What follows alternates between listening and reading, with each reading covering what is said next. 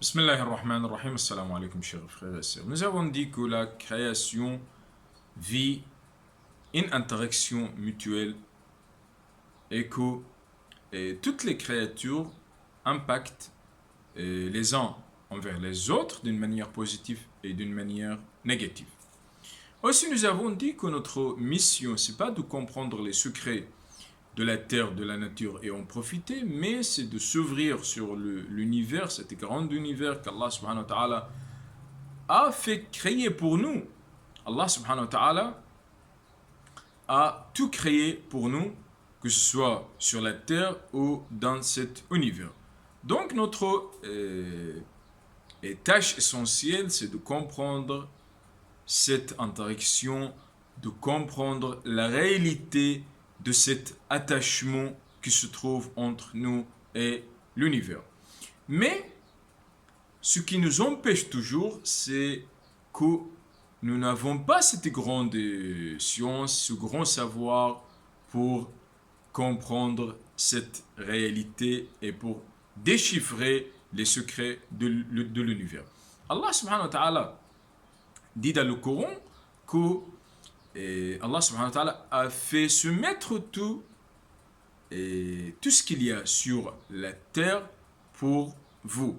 Donc, c'est une parole explicite pour se référer à l'exploitation de tout ce qu'il y a sur la terre.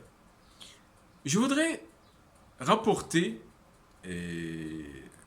une parole de l'imam alayhi salam. L'imam Ali alayhi salam a dit à plusieurs reprises qu'il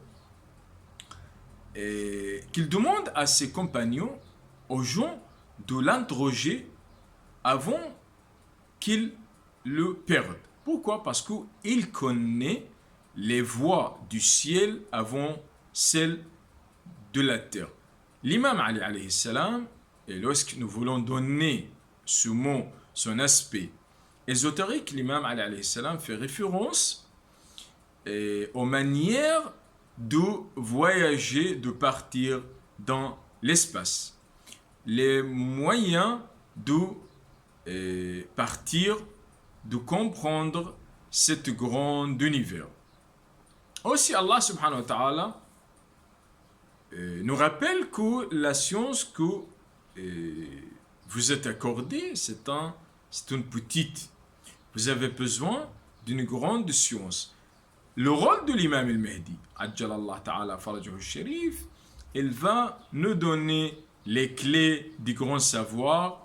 Il va nous donner cette grande science pour profiter de cet univers, pour exploiter toutes choses au maximum. Il se peut que quelqu'un interroge. Oui, nous avons cette science parce que nous avons fait beaucoup d'exploitation, d'expérimentation, de découvert. Nous avons voyagé aussi vers l'espace. Nous avons découvert la Lune, d'autres étoiles.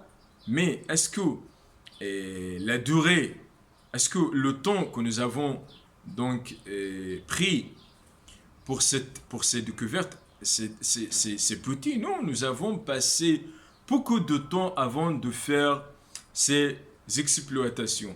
Même lorsqu'un scientifique, comme je viens de dire je venais de dire, même un scientifique, lorsqu'il voudrait donc établir une théorie, il prend beaucoup de temps pour approuver ou désapprouver l'authenticité de cette théorie.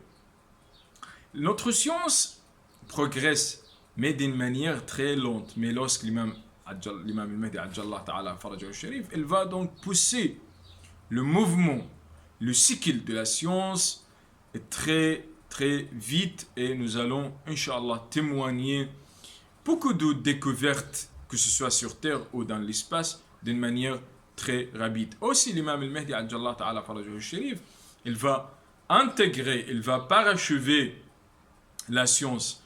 Aussi, il va faire sortir la science de son cycle théorique vers la pratique. Il y a beaucoup de théories scientifiques qui n'ont pas vu le jour, qui ne sont pas jusqu'à maintenant expérimentées. Aussi, il y a un point essentiel, ce que l'imam al-Mahdi, Ajallah Ta'ala Faraj al-Sharif, va faire soumettre la science à la religion. L'importance dans la science, c'est pas la science elle-même, non. C'est la religion qui guide, qui oriente, qui dirige la science. Mais beaucoup, il y a quelques découvertes scientifiques qui étaient donc au déprimant de l'humanité. L'humanité a vécu beaucoup de problèmes suite à quelques découvertes scientifiques. L'imam al-Mahdi Ajallah Ta'ala Faraj al-Sharif va guider la science donc au service de la religion. Parce que ce qui était important, comme vous savez, c'est la religion et que tout doit se tourner autour de l'axe de la religion. Merci.